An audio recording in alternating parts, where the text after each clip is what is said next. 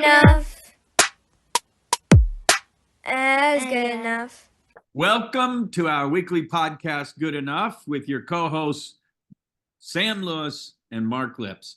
Our goal on Good Enough is to interview guests who do not let being perfect keep them from achieving their dreams.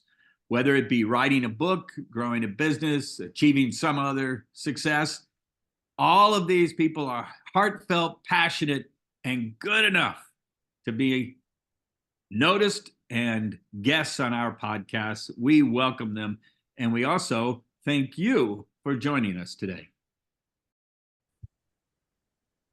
Hey, Mark Lips. Sammy. What's going on? My dad used to say, I have 3 words for you, Mark. Mark. I don't know. I just feel like when I see you, I have to say, Sammy, I have 3 words for you. Sammy.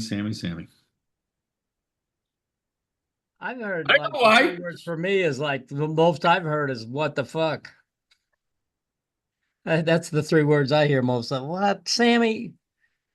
You know what? Okay, I do have a question. I read your latest poem from the SIP, and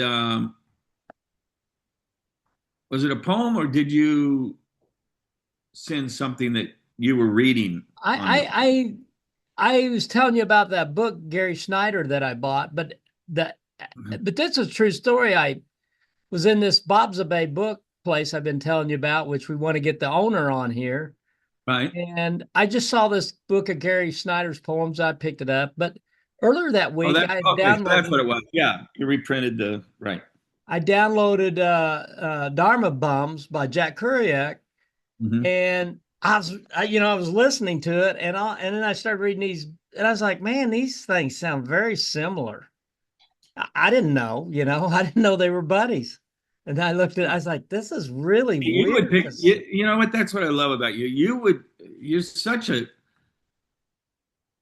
much more civilized, intelligent reader, and you pick up on that stuff, It's just happenstance. I just never know. My level of reading is, God, I feel like I've read this Robert Ludlum book before, but. Well, I read, what was the guy that writes those travel books, kind of travel-ish? Oh yeah, Steve. Yeah. What's his name? Yeah, he teaches you how to pack, and not that. He just kind of travels around. He's wrote one about Australia and one about is it Terry something or other? But I was thinking of the guy who gives you tips on traveling. And no, this is just he just travels and he tells stories. But I'm reading this book. I'm like, man, this sounds very. I realized I'd read it before. I was almost to the end of it. Man, I'm reading a lot on Kindle now. And well, that's my problem. I'm downloading on the Audible and then I read it on Kindle. And yeah. And so when I finish a book, I remove it from home. And some of these books, especially like the nonfiction that I'm reading on, Vietnam and all of that. And I really feel like I've gotten a feel for Vietnam and World War II. But Korea too. I've read a bunch of books on Korea, but after a while you go, okay, you look at the title, and unless they need to organize it in some way, or I need to learn how to organize it some way, that book gets shoved way out of my library, so that doesn't. Do you download your? They have that Goodreads is connected to Kindle and Amazon. Do you mark all your books in Goodreads? Do I? Well, you don't. I can answer that right now. Yeah, I know. So, what I am reading? Okay, why? You can mark them. Well, it's like a good way of keeping track of what you've read, and okay. So if you ever go like, did I read that book? You can go to. You can find it in your Kindle library, whether it's downloaded or not. You can, or your Audible library. And I've read some hundreds, because I'll read at night with the light off and stuff like that, and all Kindle's right there on the phone. Don't have to worry about bothering Tammy. Yeah. unless there's a glow, and then I put a pillow there. Well, you always have to worry I about find your out, glow and Tammy, though. then I find out Tammy had already built a board, put a board there. So but She didn't need the pillow out. That sounds like Terry and I, except she's the one that's up reading, and she's going through Facebook, and so we put a pillow, and I'm a fast asleep, man. I got oh the really? I'm CPAP a on. reader. Tammy, hey, Tammy, the TV. For some reason, we can't get the TV to connect to the internet. I don't know why, but I'm fine with the TV not being up there in the bedroom, But she likes to relax by watching sitcoms and stuff. We never turn it Now on in our she's doing that bedroom. with what Terry's doing, though. Now she's doing what Terry's doing. She's reading Facebook in bed and looking at all this stuff. And let me tell you, she's on a bunch of political stuff. And I got to tell you, some of it's, women oriented. And I think one of these days she's going to turn around and knife me in my sleep. It's like, holy cow, honey. That's why they say if you've been married a long time, goes into all the trials and tribulations that women have had since the dawn of civilization, and dragging them by the hair into the cave. And I'm going, honey, I love you. I totally think you should make more money than me. You should do. And you do, by the way, now. And but it's like she has become woman. Hear me roar! Like she's still bringing up the fact that they didn't have credit cards in 1974. It's like holy shit. Come on. I don't. I get it. Let it go. Let it go. She won't let it go. Anyway, we're song from Frozen. Let it go. But viewers, I'm Mark Lips, and we haven't done an opening yet, so we keep having to do this. Yeah, we've got to get brought that to you done. by the Ripe Choice Farm Stay and Catering here in Northern California, as well as the Happy Friday Neighbors newsletter, which goes out to many people in Southern and Northern, and now those that have moved out of state and our family and all of that. So you'll see that in the credits, you'll see a link if you want to get on the newsletter. Anyway, Sammy boy. And this end we're brought to you by Pride Staff. Oh, you finally got some business cards? That's a letter opener. Oh, that's we're a staffing agency here in Central Illinois. Giving away those tchotchkes? Yeah, I got all kind. I got, we got files, fingernail files now. I guess that's the fingernail file is probably a good idea. Chapsticks. I hand these out. I think that's a good one. I'll keep that. I'll say, here's a chapstick. I only used it a little bit. All right. Hey, and by Sammy Substack, we were just talking about it. Mark brought it up to begin with today. So, hey, I'm really excited about Tom Lincoln today. Do you know anything about Stars and Stripes? Yeah. I've my whole family was in. My uncles were in World War II. My dad was in Korea. Did they talk about it? They talk about getting Stars. It would be occasionally I would see it laying around. Really? Yeah. It was more like, as I remember, it was more like a newspaper. Well, it is. Magazine. That's right. Well, the whole history of it started in 1861, only because there were some guys from Illinois regiments. Illinois regiments were in Bloomfield, Missouri.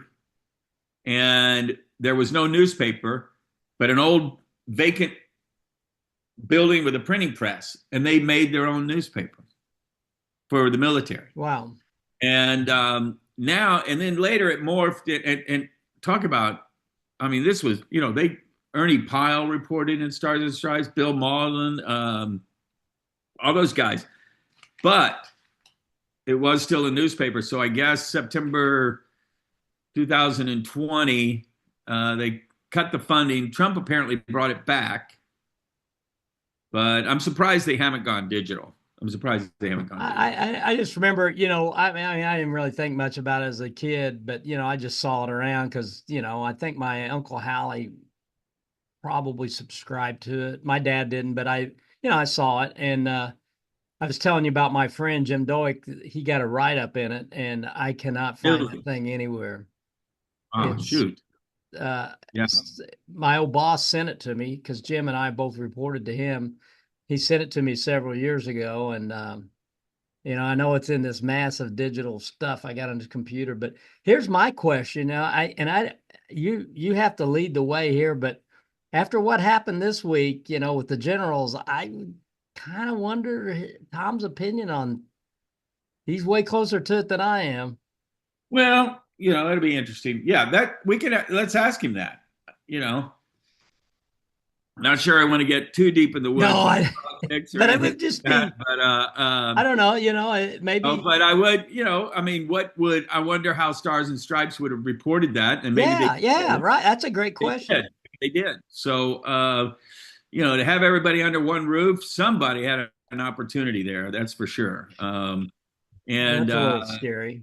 I saw one email afterwards that one of the people, I'm sure it was anonymous, they didn't give a credit to it, but it was said could have been an email. It could, yeah, I saw the same thing. Hey, it's 4:00. Let's go. All right. All right. Okay, I'm curious. Is Stars and Stripes here? Siri, is Stars and Stripes still published?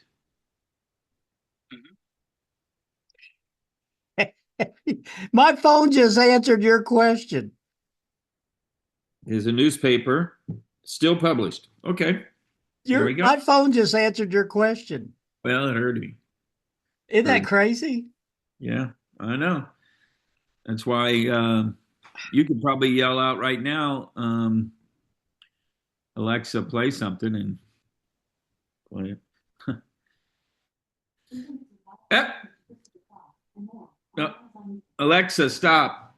Alexa, stop. Thank you. Jeez. I'm going to have to do a lot of editing on this one. Well, also, I mean, this is where we're headed. I mean, who was bragging the other day that because of AI, they literally said it like a brag. I've been able to let go 400 people or something. It may have been 4,000, 400 people. Well, I got a great article from. They said it's going to be the upper ranks. Well, there's a one, Kevin Kelly. Do you know who Kevin Kelly is? He started Wired magazine. He wrote The Inevitables. Well, he's got a great article on Substack this week about AI and his predictions of the future. And they're along the lines you're talking about, but he also is talking about the thing I've been saying for years is like, the birth rate for the United States has dropped dramatically. Oh, I put that in my Happy Friday. Yeah, and it's workplace. We're good. Well, maybe we won't have a workplace issue because AI will replace all those people as they fall off the. Yeah. No, it's a wonderful article. He's an interesting thinker, and it's. But that's why Newsom, by the way, our governor. There's a bill out there now, and it sounds like both houses.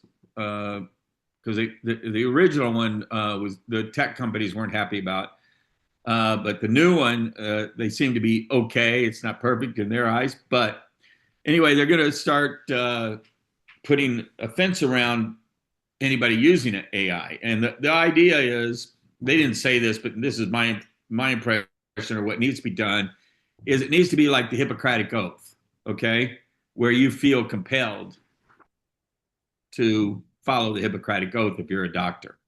So put something in place where businesses, corporations are compelled to follow this AI Hippocratic version of what would it be?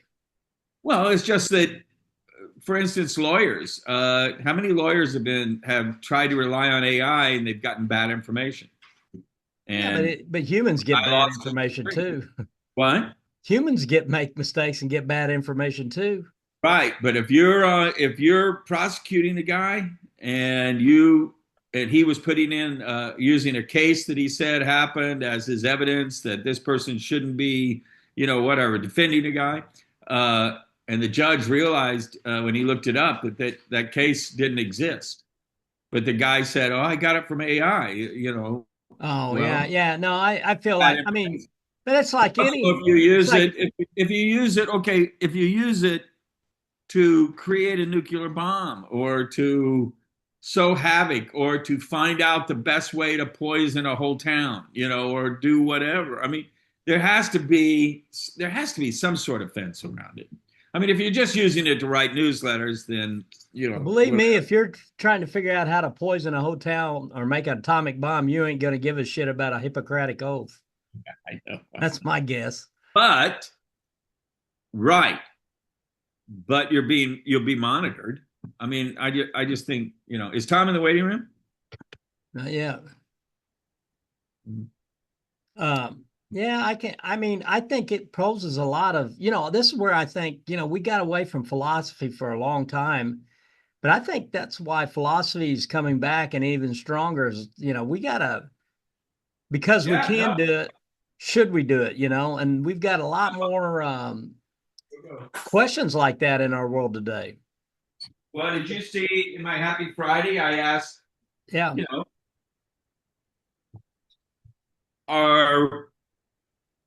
is AI going to be working for us, or are we going to be working for AI? So. Or is it going to kill us? Well, but I mean, same thing. What about this 996? You see that? They say they get it from Japan, but these tech guys in San Francisco are really promoting it. And that's where they're promoting 6 days a week, 9 to 9, the work ethic, because they're saying, I would rather be working on something than in a bar or whatever. So it's like, what kind of bars they go to, man? I'm telling you, the pendulum has swung to where some of these workers are going back to, it's kind of like the 60s, 70s, going back to that work ethic of bragging about how many hours you put in. And, well, they can have it. Exactly.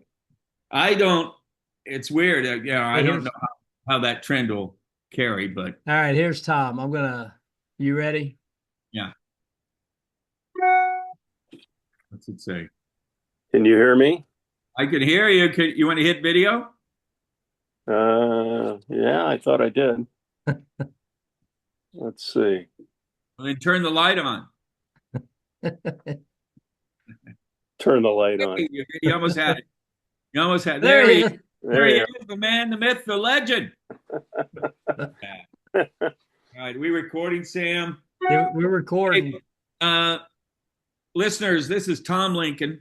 We wanted Tom on because first of all, there's not enough time to hear all of his stories, but he's got some great ones. One of my most favorite dinner companions in the world, Tom Lincoln, because I would just drag these stories from him. I will ply him with whatever drink it takes.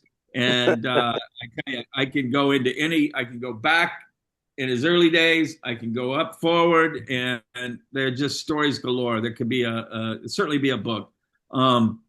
But so Tom Lincoln, and Tom, this is my buddy Sam. Hi, Tom. And, good to meet you, Sam. Good to meet you, Tom. But viewers, Tom wrote for Stars and Stripes during the Vietnam War. And if you know anything about Stars and Stripes, it's pretty amazing history. Started in Bloomfield, Missouri. You correct me if I'm wrong on any of this, Tommy. Started in Bloomfield, Missouri in 1861. A group of Illinois infantry regiments or whatever you call them.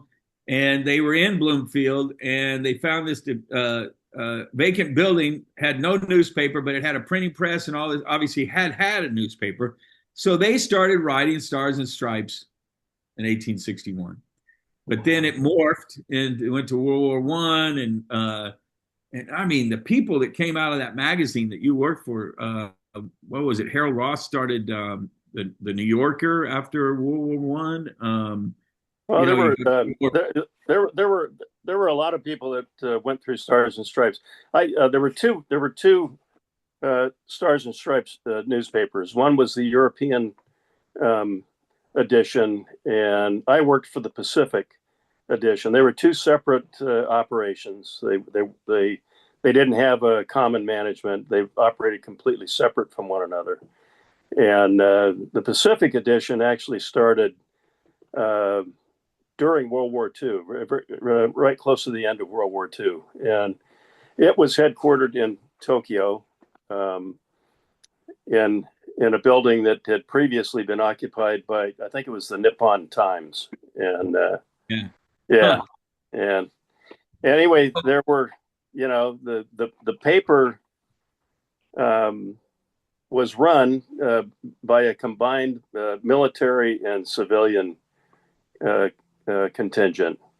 There were more civilians that worked for the paper than military. I was attached, or I was part of the military attachment, and it was represented by all the services, including the Coast Guard. And now, wasn't that newspaper a daily?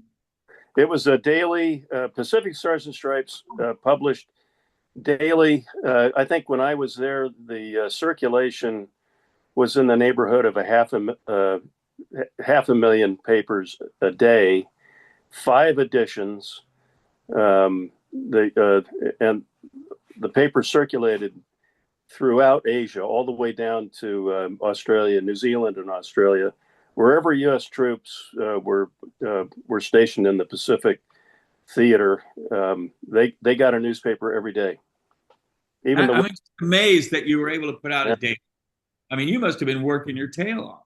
Or did they assign you stories, or was it your job to go out and look for stories? A little of both. I ended up being a special assignment reporter. When I started there, they put me on the obituary and the movie schedule desk, so I got to rewrite obituaries and movie schedules all day long. And they're sort of similar, in a way. Yeah, I tired of that rather quickly, and they finally let me go outside the gate, and they sent me on assignments in and around where the newspaper was headquartered in downtown Tokyo. And then I went to the editor-in-chief one day and said, I'd really like a chance to get a lot farther away from the headquarters operation. They had bureaus scattered all over Asia. And he said, well, let me think about it. And a couple of days later, he called me back in and he said, we don't have anybody in Korea. He said, so we're going to send you over there for 30 days and let's just see what you can do. And I had no assignment at all except go to Korea and dig up whatever you can. Try to stay on the southern side of the DMZ. Yes, yeah, South hopefully. Korea. Yeah, it was South Korea.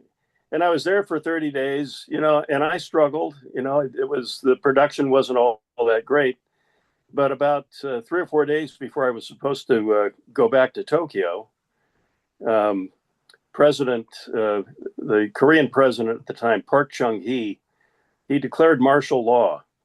And so my sidekick, who was my reporter, a guy named Tony Chung, he was right out of Central Casting. I mean, he was Korean, he spoke broken English. Anyway, he and I got in the car, drove downtown to the Parliament building, and there was a Korean Army tank that had gone up the steps of the Parliament building and through the front doors into the Parliament and swung the turret around and pointed it out at the street. So anyway, that's a good start. Stop? Yeah. Did you stop? We walked up the steps to see if there's anybody we could talk to, and we started up the steps, and Tony said, "I don't think this is a good idea."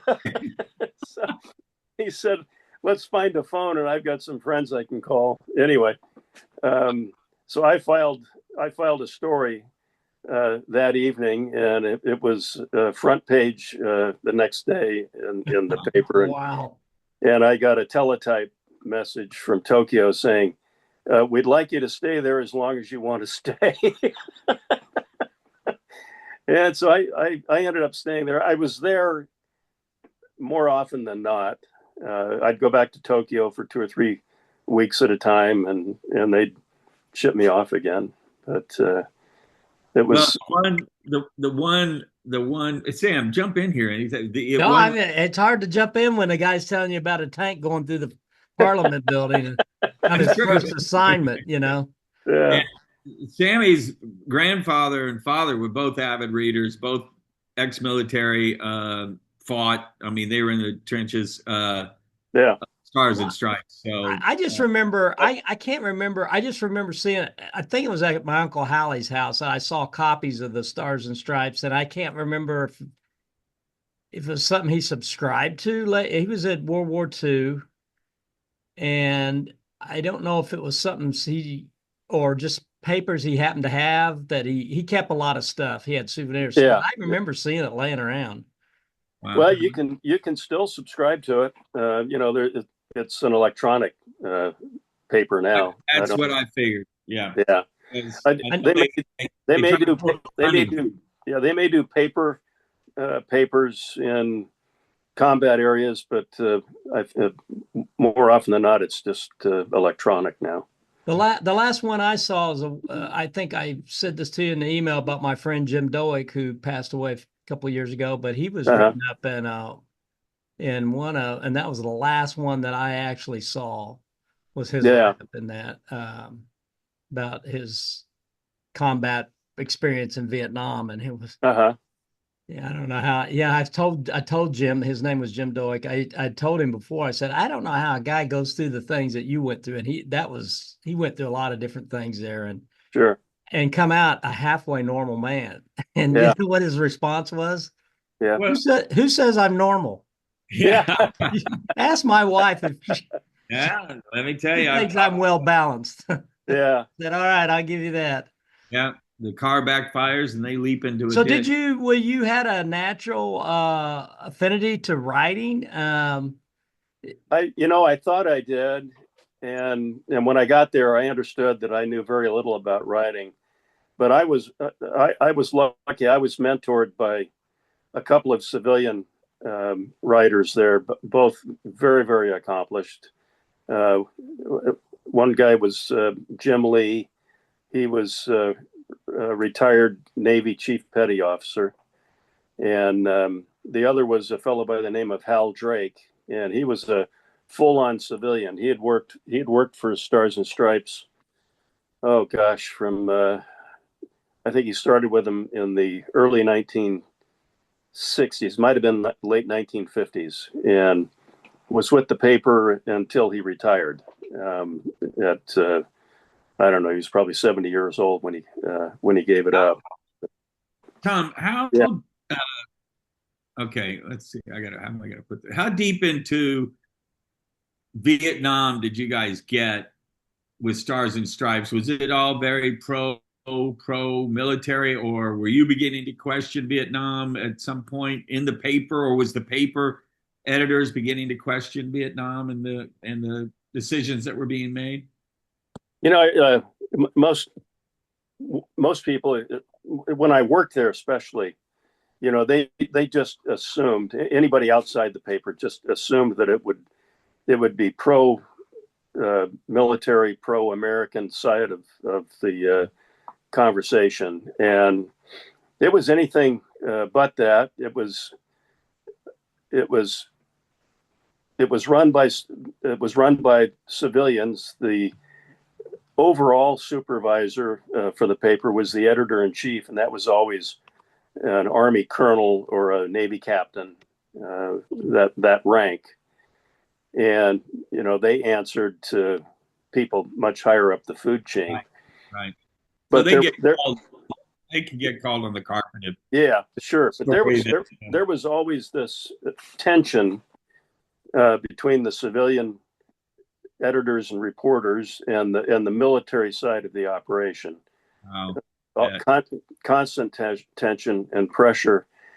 And the newspaper ended up putting out a pretty balanced account of everything that was going on in Vietnam, to the point where the military side of the paper would get called on the carpet from time to time and have to answer for stories that had been written that, had a slant that the higher ups didn't appreciate. But by and large, it operated very independently.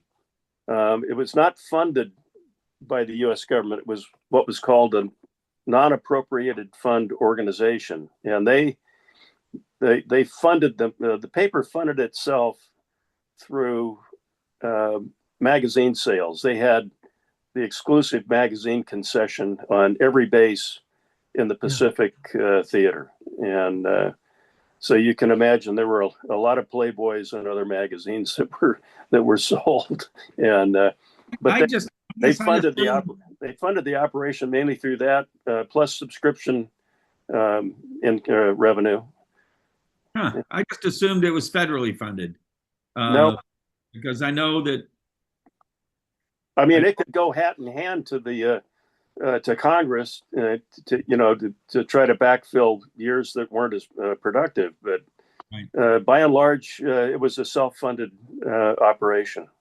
Now, is it I have to wonder, after some of the events this week, what might be written up in Stars and Stripes today.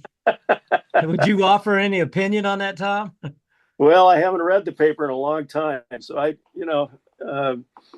up until a few years ago, I would go to reunions that we had, and get to see some of my old buddies and talk to some of the newer people.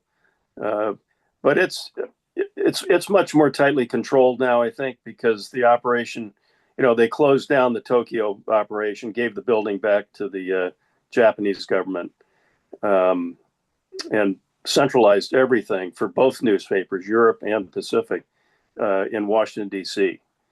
So I would think with the military presence as it relates to the editing, that something would have been said about all of those military leaders under one roof. Yeah. In Washington. Jeez. Yeah. And the relationship between the military and the media back then, each side looked at the other with great suspicion. Right. There was a lot of distrust. Yeah. Well, I also before and nothing's changed. Before we get too far along, because we're gonna get out. This is gonna end pretty quick. Viewers, listeners, Tom was also front page once again when the POWs came home. His partner and him wrote an article talking about the POWs coming home, and it's now in the Smithsonian, right? No, it's in the U.S. Air Force Museum at Wright-Patterson Air Force Base in Dayton, Ohio.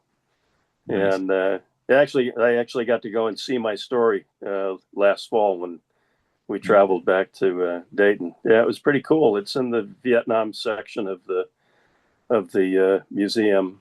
There's a Stars and Stripes Museum in Bloomfield where it all started too. I'm aware of that. Yep.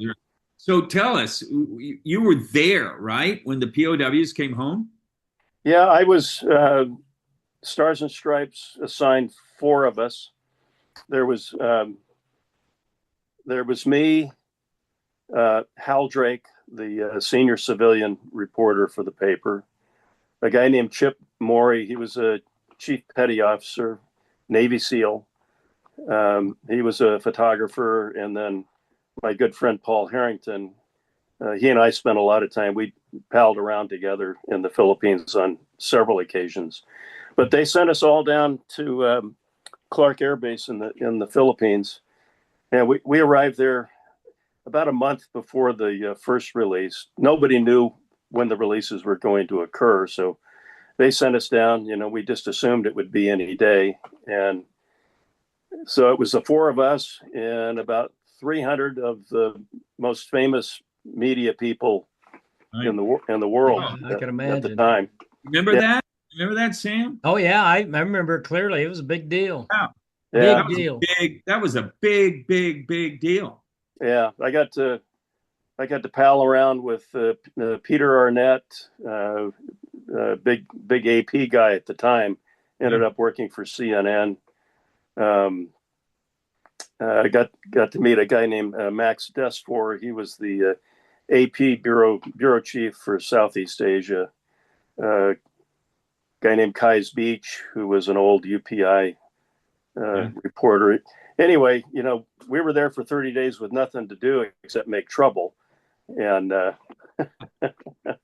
but when the day arrived, when it was announced the first airplane was in the air, and we all gathered down at the base operations area, and that first C-141, which, by the way, it was called the Hanoi Taxi because it did most of the transport from Hanoi to Clark Air Base. That was the first stop for everybody that came home.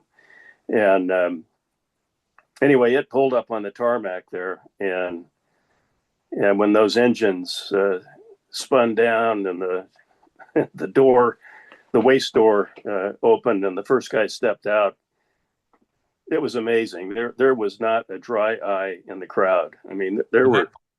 I just got shivers right there. It was so emotional. And for me, the first one off was Stockdale. Yeah. Yeah, I think it was Stockdale. Anyway, the second one off, who was the one that had been held the longest, it was a guy by the name of Everett Alvarez. He was a Navy lieutenant commander. And when he was shot down, I was 14 years old, and I'm standing there 22 years old and watching this guy walk off the plane. And it's incredible. Yeah. Most Stockdale's story is a hell of a story. The whole psychology of him surviving and all is Yeah. The reason he was off, they all came off in shoot down order, except for Stockdale. He was the senior officer on board the first flight, and so he came off and made some remarks, and that's where the headline for the paper came from. He said, well, the headline was 3 words said it all: God bless America. And a lot of people came off holding handmade signs that said, God bless America and Nixon. They were, to a man, were so grateful to Nixon because he was the one that eventually ended the war and affected their release. It was. What was in their faces? I mean, these, I just can't imagine. I don't even think we could get it in pictures, but with their faces and they were being. It was pure elation, happiness. I mean, their nightmare was over, and it was obvious. I mean, some of them kneeled down and kissed the ground, and oh wow, and even the ones that came off in litters, the ambulatory ones came out the waist door, and the ones that couldn't walk were on litters that were carried off the cargo ramp in the back, and they went straight into these military ambulance buses that were lined up there ready to receive them. And even those guys were waving American flags. It was, remember that. Yes, absolutely. It was incredible.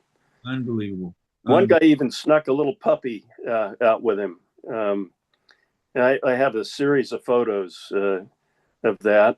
In fact, a number of my photos are in the archives of the Nixon Library in Southern California. I sent them there. My mom and dad had gone to visit his museum and library, and they said they don't have any pictures of the POW release. Anything from the Philippines. They have the pictures when they came back to the United States. So I sent a whole sheaf of photos, and I got a really nice letter back saying these will be in the archives, and they'll be displayed from time to time for different events. your kids know? Have you talked? Do you talk to? I'm assuming you have. Yeah. Oh yeah. Yeah, they all know. Grandkids. Wow. That's. I mean, that's just a piece of history. Real. Yeah. That was Heartfelt. that was the most memorable thing. You know, I ended up interviewing all kinds of different folks, lots of 4-star generals. I toured for 3 days with Bob Hope and got to interview him. Got to interview Billy Graham behind. Who was the guy? We were having dinner one night, and you told me who was the guy you ushered into his bedroom, and he interviewed him. Oh, it was comedian Georgie Jessel. Georgie Jessel, and I had a 8:00 in the morning appointment at his hotel in Seoul, Korea, to interview him, and I showed up, and his press agent or publicist or whoever he was, you know, he opened the hotel room door and then escorted me into Georgie's bedroom. And he was propped up in bed with one of those hotel water glasses, you know, the little squatty water glasses that you get in a hotel. Yeah. And it was full of bourbon. He was an old vaudeville guy, right? Yeah. Oh, yeah. Jessel. Yeah. Yeah. So and he offered me a drink. You know, I says, you know, I'd love one, but it's a little early. Yeah. That's called an eye opener, Tom. Yeah. Hey, Sam, get a picture of us real quick. Yeah. We need to do that because we're gonna just look straight ahead into it and smile. Okay. Tom, and we have about 2 minutes, Sam? 3 minutes? 3 minutes and 31 seconds. Right. We can't afford the good version, the long version, Tom. So I'm sorry, we're cheap. But how did you, after that time with Stars and Stripes, meeting people from other media organizations, not end up transitioning to not CNN, but to that's a great question. When I got out of the Army and came back to Glendale, where I was raised, Glendale, California, I wrote letters to every newspaper and wire service in the country, all the big ones, AP, UPI, Reuters, LA Times, New York Times, Washington, all of them. And I got so many thank you for your letter responses. You know? Dear John, or sorry. Yeah, kind of a dear John. You know, you seem superbly qualified, but we don't have any openings. Do you think it was because the war is over and they're not needing as many reporters now, or? Well, I think it was during Watergate, and so the media had no problem recruiting at all. There were plenty of people coming out of journalism schools all over the country that they'd latch onto. I didn't have a college degree, and I had a whole portfolio of stories that I'd written and showed them the work. Yeah, the AP actually did invite me to come down to their Los Angeles office. And they gave me a test, they gave me a bunch of facts, and said, all right, write a news story and do it in 5 minutes, and I did, banged it out on the typewriter. Said, thank you very much. We'll be in touch with you, and never heard back. Yeah. So that's how I got up. That's how I got here to Lake County. I ended up casting a wider net and, not at the most, prestigious publications in the world, and I actually got a response from the publisher of the Lake County Record Bee, and he gave me a job. Hey, we're down to 1 minute, Tom, and so we do appreciate your time, and man, this was way too short, Mark. Yeah, we're gonna have to upgrade our Zoom and make up for because I still got a ton of questions. I just, to me, Stars and Stripes, the stuff, people you met and you talked with, the history, it's fascinating. It's great. And thank you for coming on, really, because that's special. Thank you, Tom. I appreciate it. Sorry I was late. Yeah. And also, Tom, one last thing, parting remark. You're on deck for the next gourmet club. So just okay. Talk to Ruth about that, and let's all right. We'll do a time frame. Good.